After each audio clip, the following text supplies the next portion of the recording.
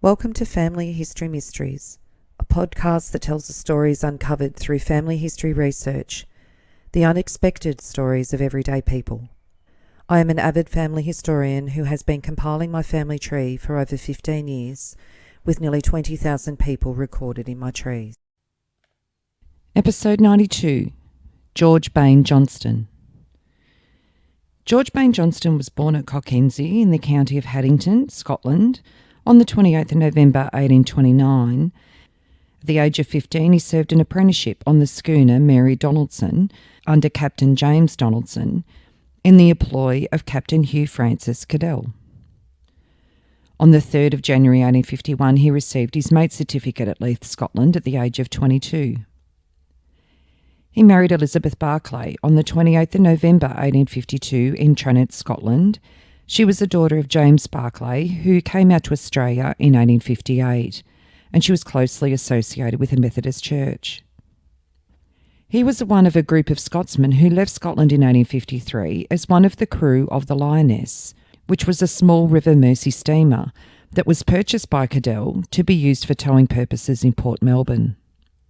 The vessel was rigged as a three-masted schooner in Scotland and sailed out to Melbourne. Other members of the crew of the Lioness, all associated with the opening of the Murray, were James Ritchie, Thomas Johnston, John Barclay, John MacDonald, William Barker and John Ritchie. The four first named returned to Scotland for Captain Cadell in December 1853 in the Admiral, returning to Australia in 1854 to bring the brig Lady Emma with the river steamers Gundagai and Albury in sections as freight. These vessels were assembled at Port Adelaide and steamed through the mouth of the Murray. On the 18th of October 1857, the wives of these gentlemen left Scotland in the sailing ship Planter, arriving in Melbourne on the 12th of January 1858. The first vessel to come alongside to welcome these lady pioneers was the Lioness, the little craft that had left Scotland 4 years previously with the husbands of all members of the party. These ladies had booked their passengers in the Great Britain, but prior to sailing this vessel, it was commandeered by the British authorities for service as a troop ship in connection with the Indian Mutiny. Johnston joined the rush to the gold diggings at Forest Creek, and in 1853 he joined Hugh's son, Captain Francis Cadell, the River Murray pioneer. Johnston moved to Goolwa in 1857, where he purchased a plot of land in Little Scotland and built a substantial dwelling called Cockenzie House. His first expedition was to take a survey of the Murray from Wentworth downwards in a small boat, the Quiz, recording obstacles that lay in the river. His next trip was with Captain Cadell in the steamer Lady Augusta. In 1855 he was appointed captain of the steamer Albury and was the first to reach the town of Albury. The residents celebrated his arrival with a banquet and presented him with a purse of 100 sovereigns, and a cup was engraved to commemorate the occasion. After continuing his trade for some years, he joined Charles Murphy as Johnston and Murphy and purchased the boat Mulgawanky from Cadell. The Mulgawanky was built in Glasgow and was sent out in frame to be assembled at Fletcher's Yard at Port Adelaide. When the Mulgawanky was launched, it was stated in the press that she was intended for the cosseting trade and that she'd been assembled in 9 weeks. It was estimated that she could carry 60 tonne plus passengers. So the Mulgawanky's first employment was around Port Adelaide and on short coastal trips to Port Wakefield and Port Noarlunga on the Gulf of St Vincent. In 1860, Captain Johnston decided to make an experimental voyage along the Warcool, Edward and a branch system. In his boat, Mulgawanky, he entered the Warcool River behind Cadell's Warcool, and the two steamers engaged in a race to be first up in the Edward. In John Bushby's book on the Deniliquin history, called The Saltbush Country, Johnston was described as an experienced riverman. The Mulgawanky left Goolwa on the 12th of June 1860 laden with cargo for the sale on the journey. It entered the Edward River on the 5th of July and arrived at Moolameen 2 days later with the barge Unknown in tow. The barge was loaded with several tons of fencing wire and a quantity of stores for settlers around Moolameen, and it was left there to be picked up on a later journey. The Mulgawanky arrived at Deniliquin on the 13th of July 1860, beating the Warcool by 5 days. The Warcool's slow trip was largely due to a greater draft and a damaged screw.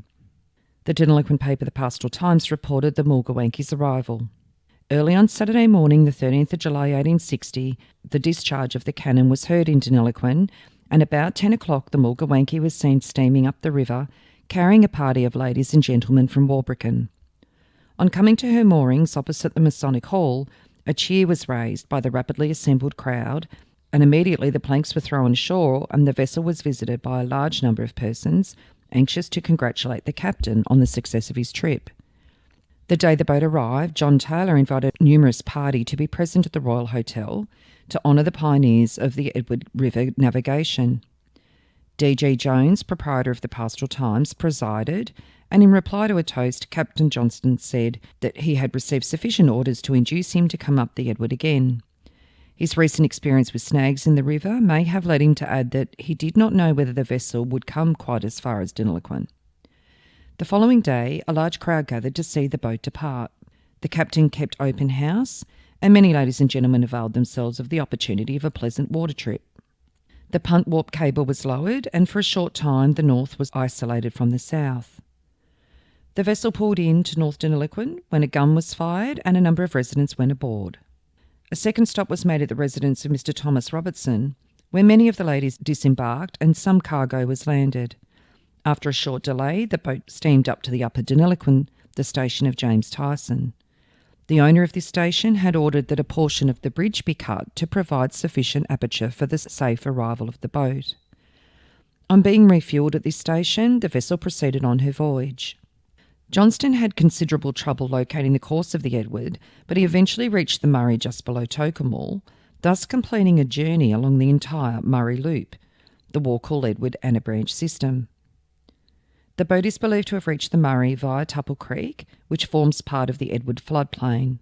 So the Tupple Creek was in flood at that time, so that is why Johnston was the only boat that left the Murray, passed through Deniliquin and then arrived back in the Murray.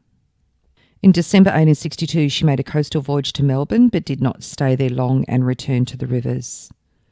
In September 1863, she reached to within a few miles of Walgett, the furthest point ever attained by a river steamer to that time along the Darling.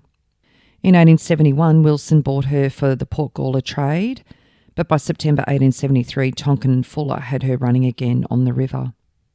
The Mulgawanky ended her days at Blanchetown in 1891.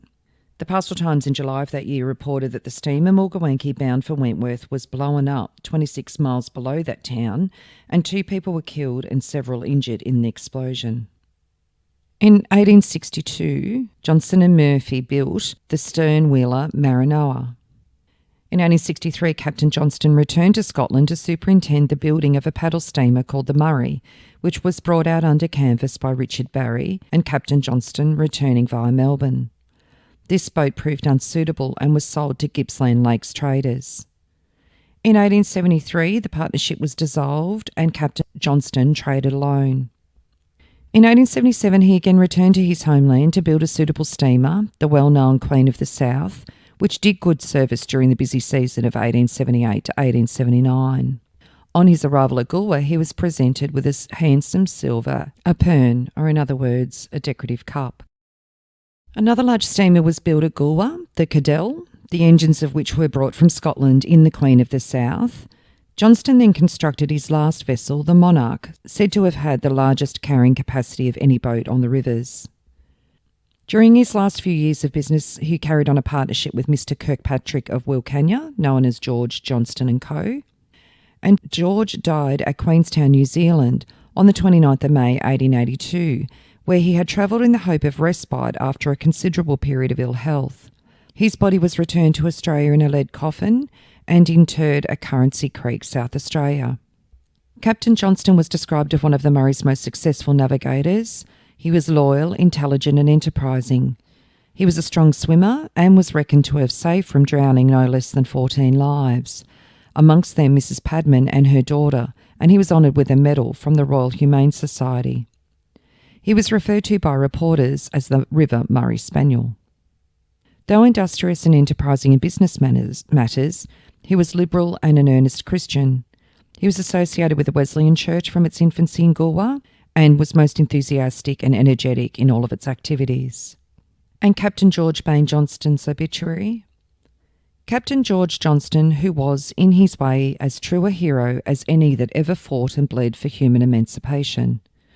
Tall rather than short, muscular, powerful and sanguine, he was emphatically a man of prompt and resolute actions.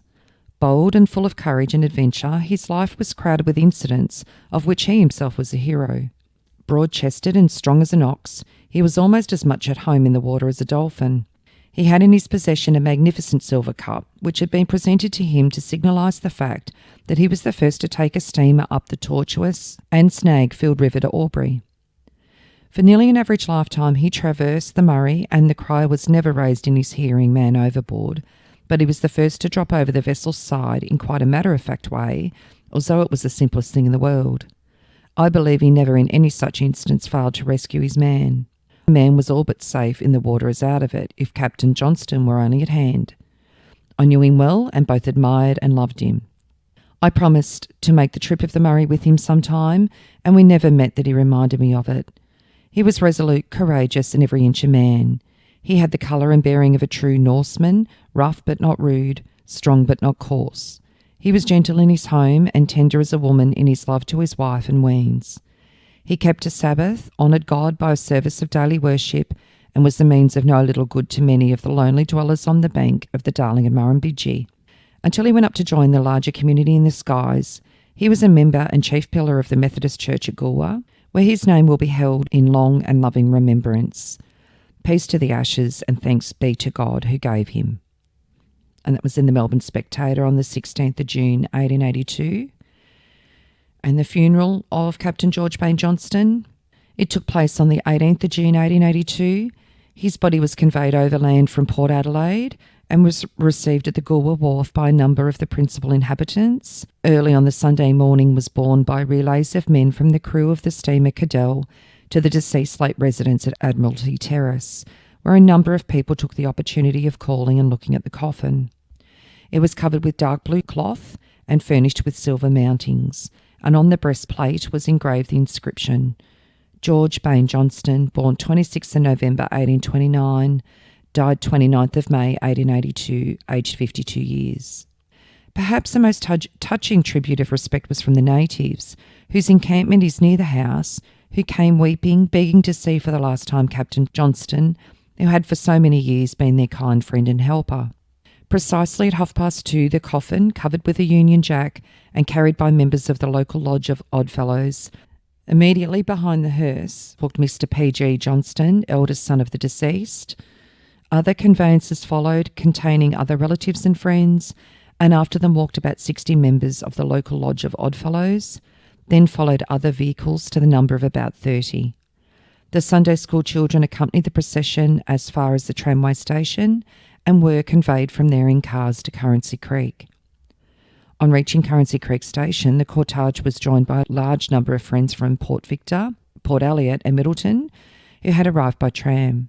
At the cemetery, a large crowd had assembled from Strathalbyn, Finnis and the surrounding district. Altogether, there could not have been less than 600 people present.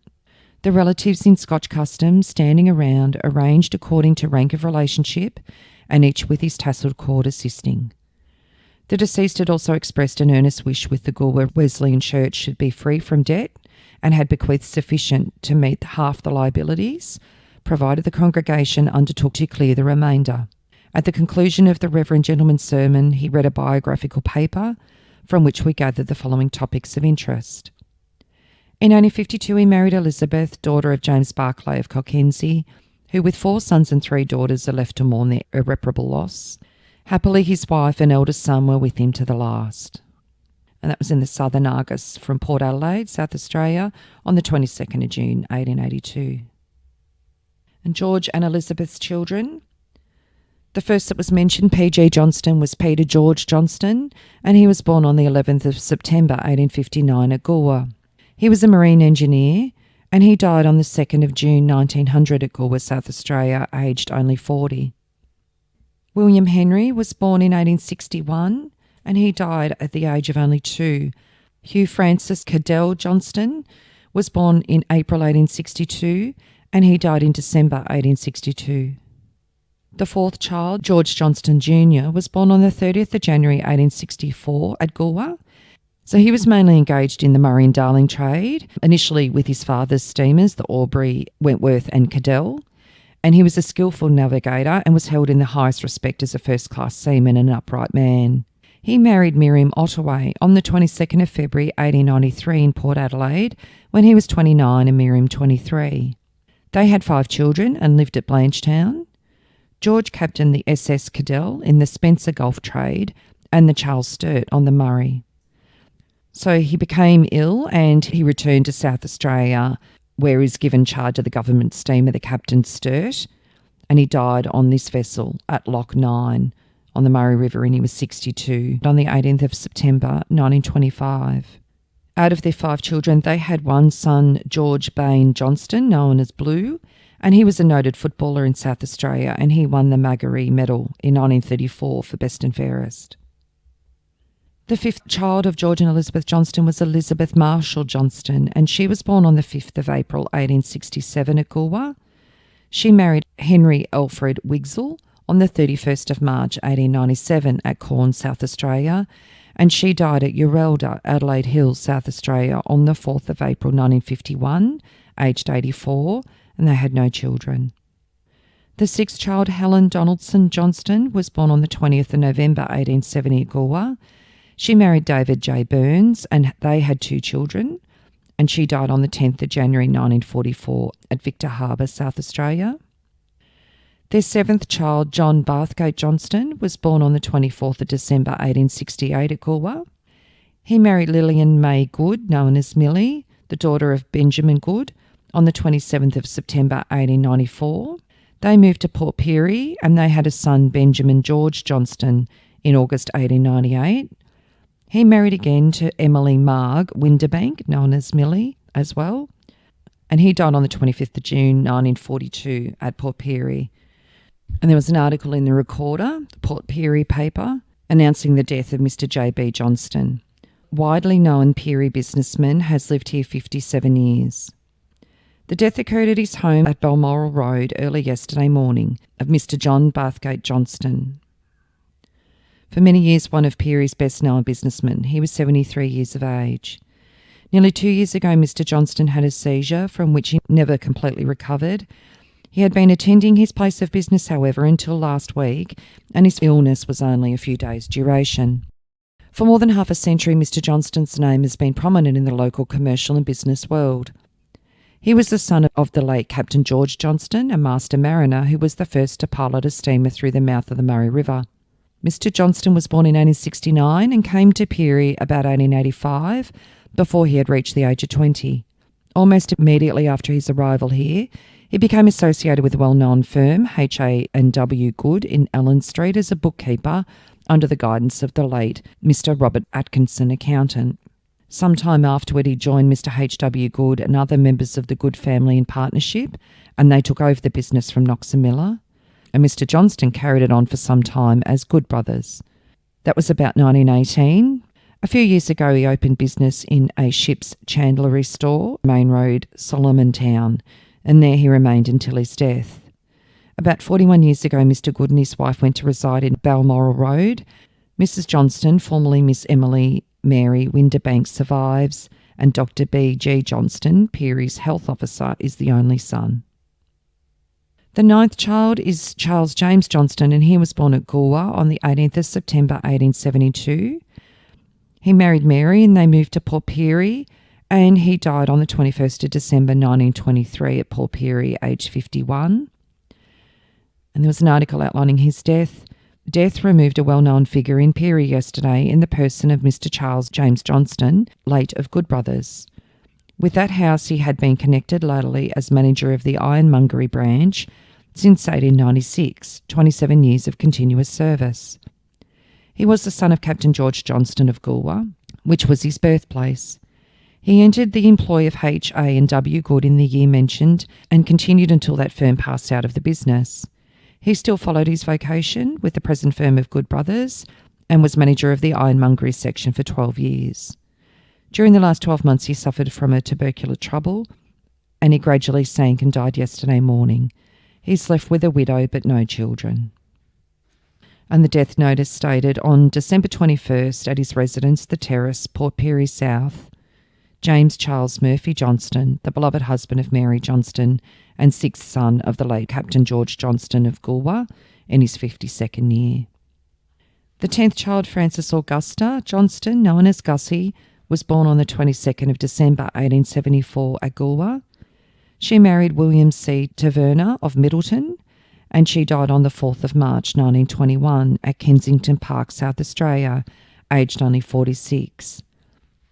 And her death notice stated on the 4th of March at the residence of her sister, Mrs. H.A. Wigsell, Alpha Street, Kensington Park, Frances Augusta, Gussie, beloved wife of William C. Taverner of Middleton, aged 46. And one of George's brothers, Peter Johnston, who was born in Haddington, Scotland on the 15th of July 1823, he also received his mate certificate at the age of 28 at Leith, Scotland on the 3rd of January 1851. He married Elizabeth Donaldson in East Lothian, Scotland in December 1853, and they had 5 children. On the 2nd of June 1881, he died of exposure after falling from the steamer Cadell at the Goolwa Wharf. And the article outlining his death says, "We have published particulars respecting the death of Mr. Peter Johnston, a brother of Captain Johnston, who was found dead in his bed at the Australasian Hotel Goolwa on the 3rd of June. On the previous evening he fell into the river and sustained a severe shock to the system. Dr. Shand, who examined the body, certified he had died from severe shock to his impaired constitution, and Mr. T. Good Jr. JP gave a certificate for burial without holding an inquest, as there was nothing further to be gained by an inquiry. Much sympathy was expressed in Goolwa for the relatives of the deceased, particularly Captain Johnston, who is suffering from a severe illness." And the details of how this occurred: sudden death at Goolwa. On Saturday morning last, Peter Johnston, brother of Captain George Johnston of Goolwa, was found dead in his bed. It appeared from the evidence collected that in the previous evening he went down to the wharf to remove some clothing from one of the steamers, which was to leave for Wentworth in the following morning. The night was dark and he fell into the river and for half an hour was struggling to get out. Singularly he succeeded, and he roused Mr. McLean up and told him what he had gone through. He could scarcely speak for fright and cold, and his wet clothing was immediately removed, and circulation was so far restored that his friends left him, and he felt considerably more comfortable and safe. He was left quite warm and snug, without the thought arising that he would be otherwise than quite recovered after he'd slept. But early in the morning he was found by the side of the bed on the floor, warm but dead. So it seems like George Johnston, being a young Scottish lad, very much made a name for himself and a success for himself in Australia. And his children, particularly his sons, also became successful in the new colony as well. If you are interested in sharing your story on my podcast, Family History Mysteries, please go to my Facebook page and send me a message. If you would like some assistance in filling in the gaps in your family tree to see what mysteries you solve, please get in touch. And don't forget, you can have early access to episodes by subscribing, and you'll also gain access to bonus episodes.